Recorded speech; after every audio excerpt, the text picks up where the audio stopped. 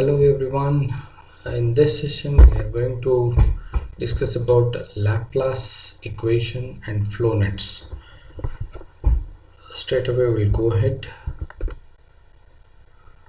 The purpose of study is to understand the basic principles of two-dimensional flow, right? Two-dimensional flow through soil media or any porous media. So the study of flow through porous media, study of flow through soil is the sole purpose of the study.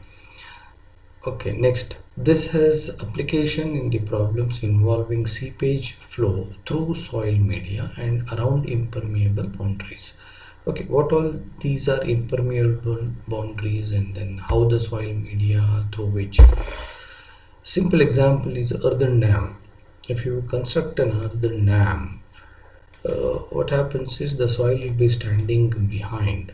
Earthen dam is nothing but dumped earth, right, and compacted. So when you make the water stand behind, there is a possibility that water gets penetrated. And then how it flows? Will it flow exactly in this manner, or will it straight come down and then go, or will there be any curvature? So once you know that, you will be knowing what is the rate at which the water is flowing out. Right, if it is too porous, then this water will not be retained for too long in the sense at least for a year it has to be stored, so that for the next rainy season this can be completely vacant and then it will be ready for receiving the rainwater. But if it gets depleted within 2 months or so, the purpose for which the dam is constructed will be failing. That's why. So when you construct earthen dam for the purpose of retaining water, it has to retain. So how good it is, or what is happening after construction, right? In compaction we have seen that we have to take care and compact it so that the permeability is reduced. But in spite of doing all that, what is the condition? Means what is the actual condition that has to be studied, at what rate the flow is occurring, right? Of course the study is done for not for the whole length, but it is considered 1 meter perpendicular to the board, right? Like that. So this width, whatever is there, that will be considered as a unit length, that is 1 meter. So if you know the flow per meter length, you have any length, you can calculate the flow. So that is what is involved in this whole discussion. Okay, now we will go through the principles of graphical solutions for seepage problems, which are known as flow nets. There is a good emphasis in syllabus, also in question papers, so we'll have to take care in studying the flow nets. Estimation of quantity of seepage, I have told you what is the rate at which the flow is occurring. Then what is known by exit gradient. What it means is if the water gets penetrated into the ground, it seeps through the ground and then it tries to come out from here. So when it comes out, if it has got a lot of force with it, it may detach the particles from the bottom, right? So what is that exit gradient? No, the gradient is nothing but h by L. You know that head loss to the length in which it is lost, that is known as hydraulic gradient. So it is represented by the letter I, you know that, and then it's equal to h by L. We have studied this. If this value is quite high, then every possibility that it will be picking up the particles from the soil surface. So you should check, you should evaluate exit gradient, and then it should be within particular limits so that no damage is done on the surface of the soil when the water is coming out. So that we are going to study. Determination of phreatic line in earthen dams with or without filters, piping effects, etc. This is related to the same thing.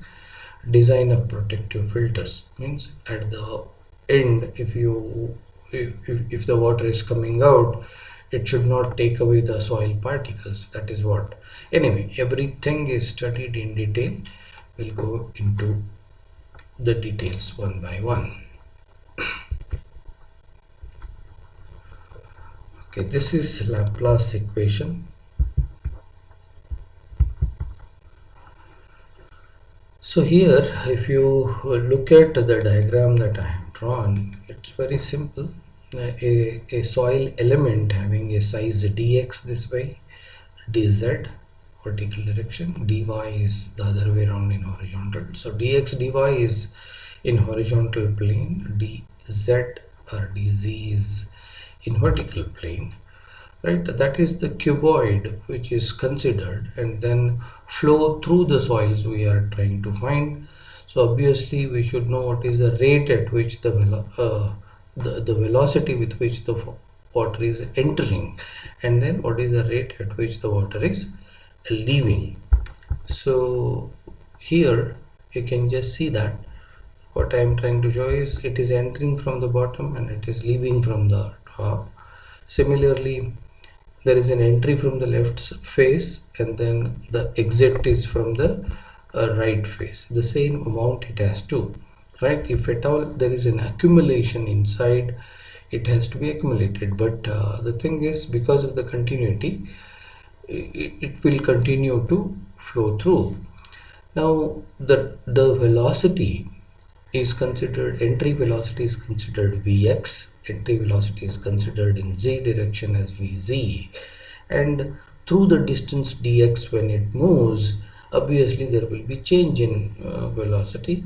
So that is written here as original velocity Vx plus a rate of change of velocity with respect to distance multiplied by distance. I have told you rate of change of velocity with respect to time multiplied by time.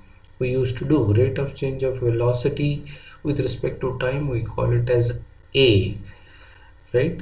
And time is t. So sorry,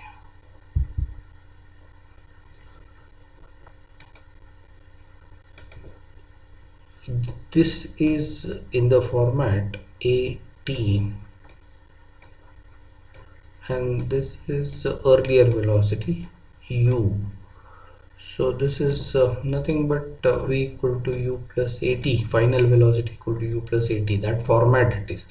Only thing is the rate of change is not with respect to time, it is with respect to space or direction, right? Dx with respect to distance. So dou v x by dou x is rate of change of velocity with respect to distance and the distance through which it has moved dx, so that this gives you final velocity. Similarly, vz is equal to vz plus rate of change of velocity with respect to z direction dz multiplied by the distance dz, that gives you velocity. Now yeah, I have written here v equal to u plus at is the format. V2 final velocity equal to du by dt into t if it is rate of change with respect to time. Okay, there are some major assumptions made. I will go through. There are 5 assumptions. The soil is fully saturated and it is incompressible. Incompressible means the soil is not compressible. That's an assumption. So that pore size does not change, means here inside this the pore size is not changing in the sense whatever enters that goes out, right? There is no accumulation of water here, first thing.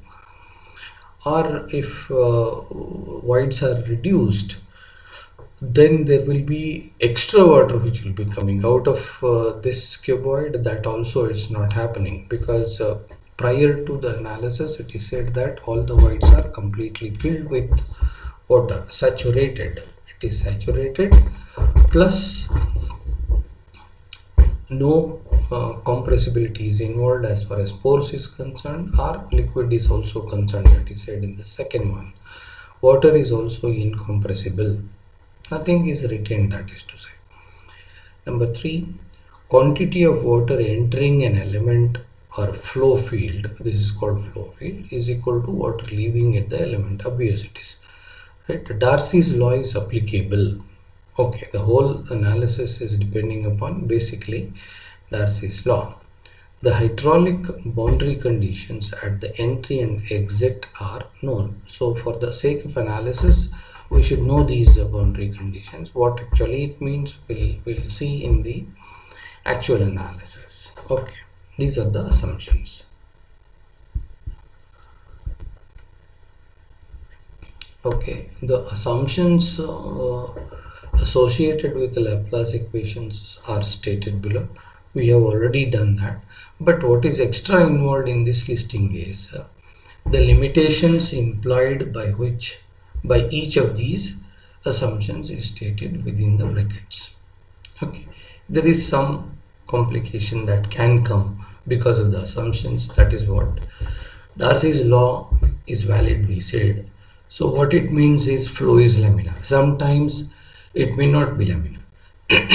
In that case, the whole theory may fail, right? So that care has to be taken that it is applicable only when the soil is having particles lesser in size, the voids are quite small, the flow is slow enough so that it gets classified as a laminar, then only the theory is applicable. If it is flowing very fast, then you cannot apply whatever theory we are developing. The soil is completely saturated, degree of saturation is 100%, but there is no proof, or we cannot ascertain how to test that it is fully saturated. We have to assume, we have to keep it in water or allow the water to pass through for a very long time so that we assume that it is fully saturated. But no one knows literally inside the soil element whether it is 100% saturated or not. So here I have listed out assumptions along with the limitations. Okay.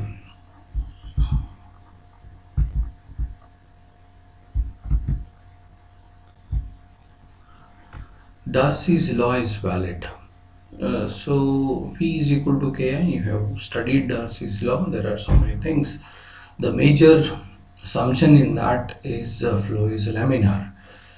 So here we have to see that whenever we apply this theory, we have to ascertain that the particles are small in size, the voids are too small, and then seepage of water is very slow.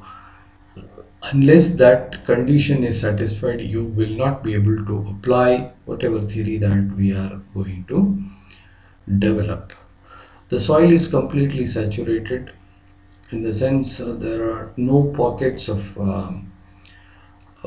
between the particles which is filled up with the air or so. All the soil is fully saturated, but you will not be having any way to ascertain that whether this has really happened inside the soil particles.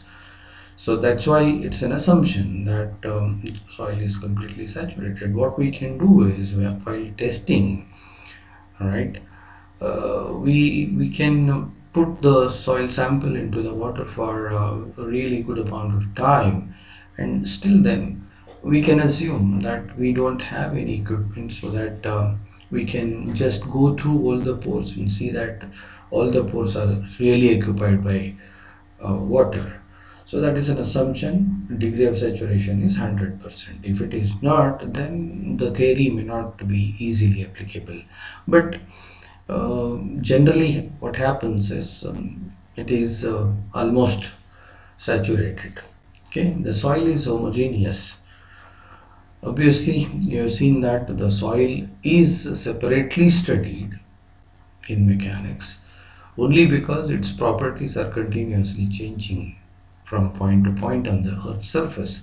So this is an assumption that coefficient of permeability will be same in all directions and in all the points. It's a of course there will be a good flaw if it is really changing drastically. If there is a minor change up and down, averaging out will be fine, but if it changes drastically, then the whole theory fails. The soil is isotropic. That's what I mean. The same thing in different directions, if it is same, that is called isotropic. In different positions, if it is called, it is homogeneous. Now during flow, the volume of soil and water remains constant. Even the other one, the soil and water are incompressible.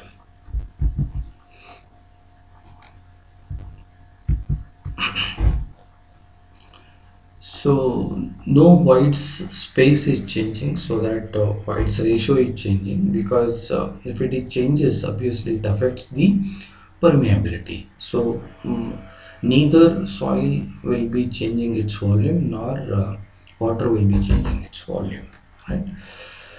Here, starting from a continuity equation that you have studied in fluid mechanics, right? We are going to prove this Laplace equation. Of course, we used to represent Vx as U and Vy as V and Vz as W, if you remember, and continuity equation in differential form for steady incompressible flow is this equation, if you remember that. Dou u by dou x plus dou v by dou y equal to 0, the same equation. Only thing is here the velocity is given by Darcy's law ki. K in x direction kx, ix is dou h by dou x, right? And Vy is equal to ky, Iy, ky is as it is, Iy is dou h by dou y. If we substitute in this equation and try to write the form, so what happens is kx constant can be taken out. So differentiation with respect to x of this function will give you dou squared h by dou x squared. Similarly, ky dou squared h by dou y squared equal to 0. If we have an assumption that kx and ky are same, then it becomes dou squared h by dou x squared plus dou squared h by dou y squared equal to 0, which is a Laplace equation. Same thing we have done slightly in a different manner here. You can just have a look, right? So major assumption is inflow should be equal to outflow. This is conservation principle of conservation. Now how to calculate inflow? Inflow is calculated as velocity multiplied by cross-sectional area. Cross-sectional area is a dz dy. So Vx into dz dy, Vz multiplied by dx dy, Vz multiplied. So this is inflow. Outflow is this bracket, which is taken there, the bracket multiplied by dy dz multiplied by. Now this bracket is taken there. This is the velocity of outflow multiplied by dx dy. So the dx dy is the area. Now if you simplify, if you look at that, Vx dy dz cancels with this, Vz dx dy cancels with this, you'll be left with dou by dou x of Vx dx dy dz, dou by dou z of Vz dx dy dz equal to 0. Now if you remove this dx dy dz, or you take it on the other side, you'll be getting simply dou by dou x of Vx. Should I write that? You'll be getting dou by dou x of Vx plus dou by dou x, dou z of Vz equal to 0. That would be the equation that you'll be getting after simplification. But the thing is, this Vx is kx ix, kx ix is dou h by dou x, right? If I substitute that Vz is equal to Kz into dou h by dou z, what I get is this equation, and then with the assumption kx plus kz is equal to k, right? This becomes dou squared h by dou x squared plus dou squared h by dou z squared equal to 0. That is Laplace equation. Okay, we'll see what this equation represents and then what is the solution, etc.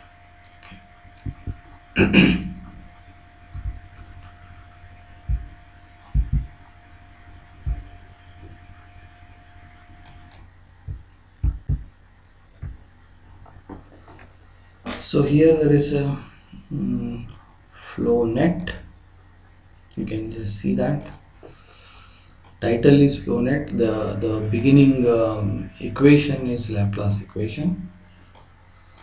Laplace equation for two-dimensional flow. That is, of course, we have considered two dimension. We have considered x and z direction. Perpendicular to the board, we have not considered the flow. In the earlier slide, if you look at, so here, so Vx, Vz is there is no Vy. The flow is not occurring in perpendicular to the board, perpendicular to the plane of analysis, right? So it is horizontally rightwards and then vertically upwards. That is how the flow is. So it is a two-dimensional flow. Now it is said, it's an important point, solution of this differential equation represents two sets of curves, namely flow lines and equipotential lines. Okay, then flow line is a path traced by individual water particle. Equipotential line is a contour of equal potential. Space between two successive flow lines is called flow channel. There is one more thing that has to be mentioned, very important point which is missed out, is these two curves, these two families of the curves, which is represented by this Laplace equation. It is said here, solution of differential equation represents two sets of curves, namely flow line, which of them intersect, right?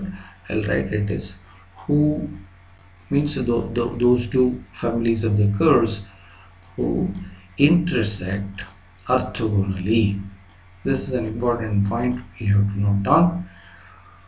Who intersect, I'm not able to write it properly, anyway you can understand, intersect perpendicular to each other.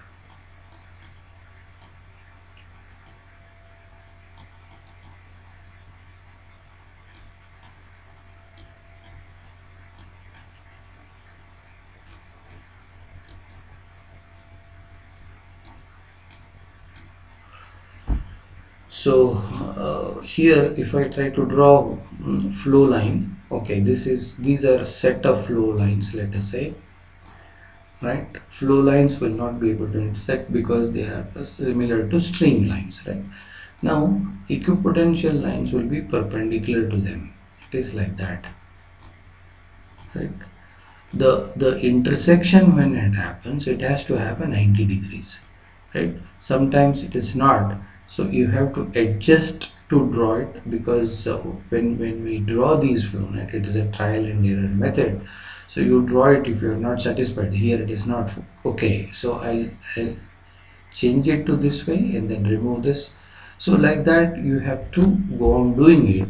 So that's how to draw graphically. If you want to draw flow net, then you have to adapt that trial and error. If you are not intersecting perpendicular to one another, then you have to change. That's an important thing which is missed out here.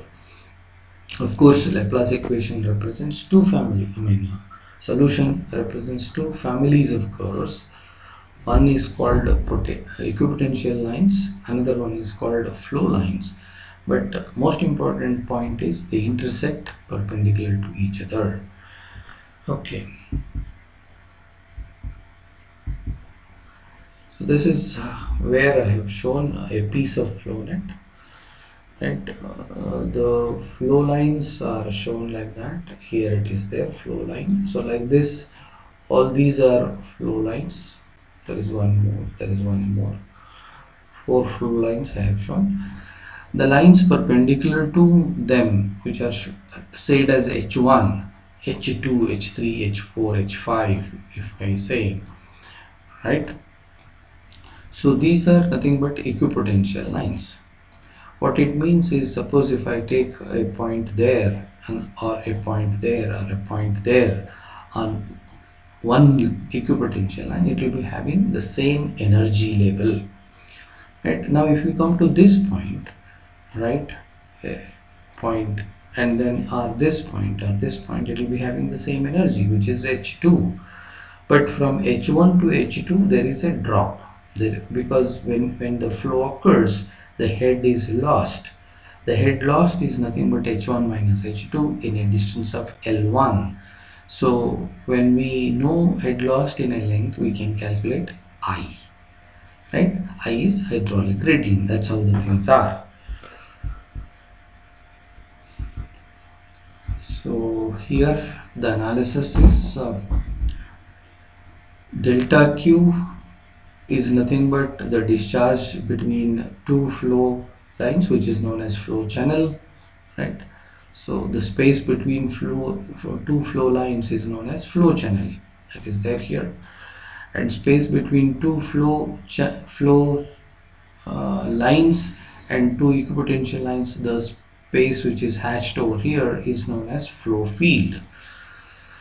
Okay, now flow field has got a size B1 and L1. You have assumed it, you have made it, right?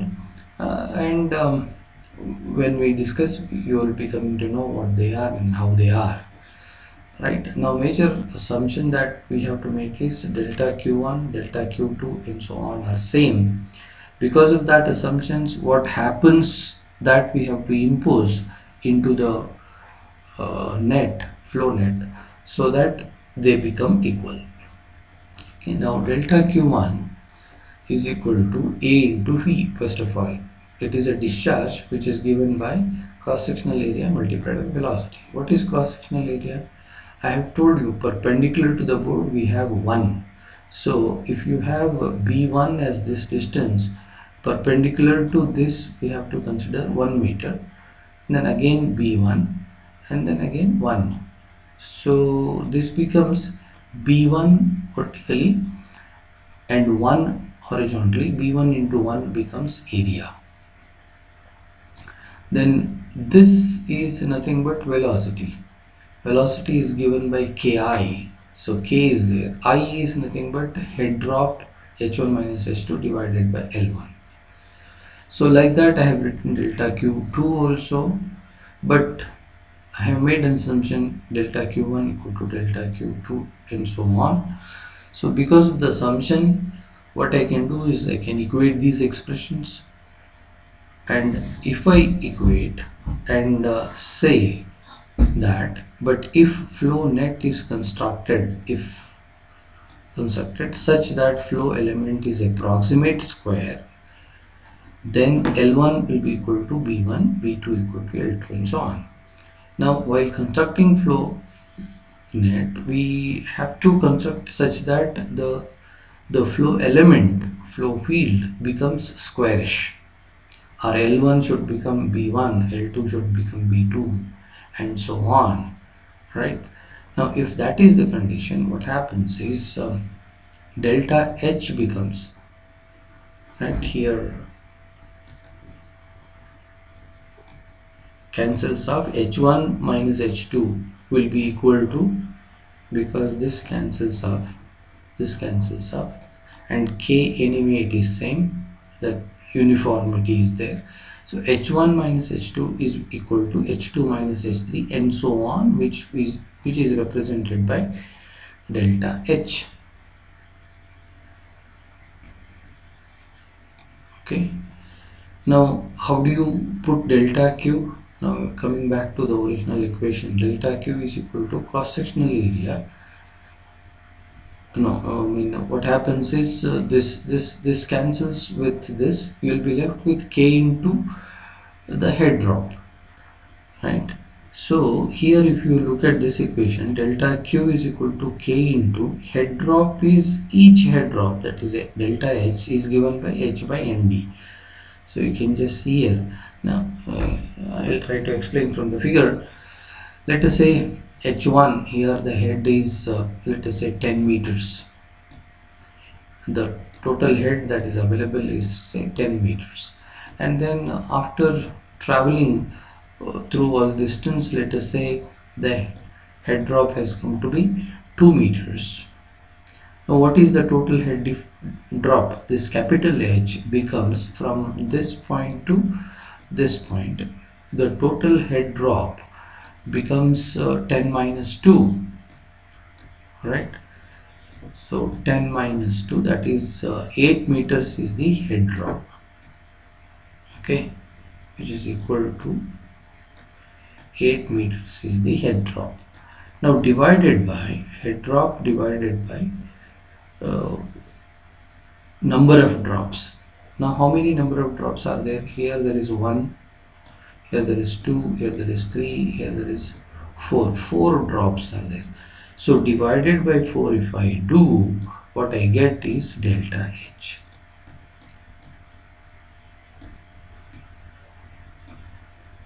So that's why delta H is equal to total head divided by number of drops. Now this is delta H, which has to be multiplied with K so that we get delta Q.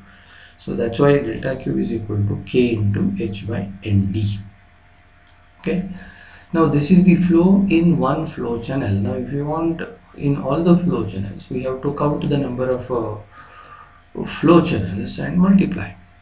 So final discharge would be given by total flow per unit length or unit width. I'll try to remove this part here. Okay, total flow per unit width will be equal to Q is equal to K into, here we have KH by ND, KH by ND, which is the flow in one flow channel, multiplied by NF, which is number of flow channels. That would be giving you the total discharge per unit width. Per unit width means if there is a perpendicular to the board 1 meter, the whole thing, whatever you have, so many flow channels divided by number of drops multiplied by KH. This final equation gives you flow per unit width. Okay. Now, characteristics of Flownet. Now here I have listed all. Flow lines or streamlines represent flow paths of particles of water.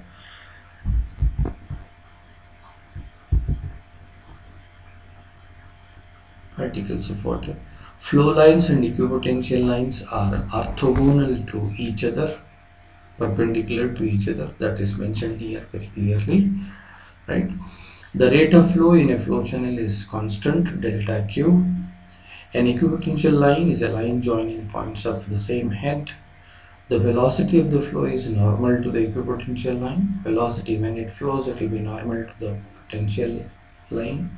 The difference in head between two successive equipotential lines is called delta H. We have seen that H1 minus H2 is equal to delta H. H2 minus H3 is also delta H. H3 minus H4 is also delta H. That way, a flow line cannot intersect another flow line. Obviously, flow lines cannot intersect, and equipotential lines cannot intersect another. It is obvious because one point cannot have two heads, because equipotential line is a line joining the same head. So if they are intersecting, it is a contradictory. So obviously they cannot intersect. Okay. Now lastly, the boundary conditions, the same thing it is, but we have exclusively defined them as boundary conditions for flow net. Boundary conditions for flow net, clearly written here. So there are four. The upstream and downstream surfaces of permeable layer are equipotential lines. When we take an example, I think it will be much better. Or I'll just show here. Okay, this is the ground surface, let us say, and then we have driven a, let us say, sheet pile.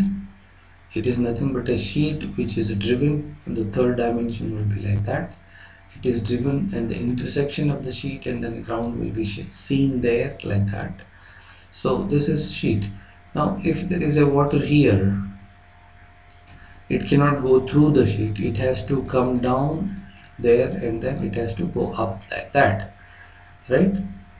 Okay, if this is the situation, the upstream and downstream surfaces of permeable layer, so this is a permeable layer, surface of permeable layer, this line and this line, it is said they are equipotential lines. That's what is said. The flow lines intersect the equipotential lines orthogonally. Means now if I try to draw a flow line, right, so it has to, the standing water has to enter and then start its motion, so this angle has to be 90 degrees. If I try to draw one more flow line, it has to be 90 degrees, right? When it comes and joins here, right, if there is a small water standing, again this line is an equipotential line. When it enters, it has to be 90 degrees. If it enters here, it has to be 90 degrees. Okay, now flow line will be up to this. If there is a sheet pile, this penetrates and take a turn, then it comes out like that. This flow line can go that way and then go up. The care has to be taken that it has to be perpendicular to the equipotential line. So blue lines are equipotential lines. The red lines, whatever I have shown, they are uh, equipotential lines.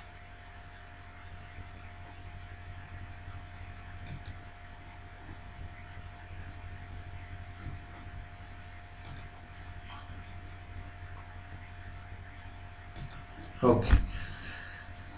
The flow lines intersect the equipotential lines orthogonally. The boundaries of impervious layer is a flow line. That's an important point again. The boundaries of impermeable layer are, I'll try to show with the same blue color. Okay, what is impervious layer? Now if I say this sheet pile itself is impervious, the flow that is entering on the left side of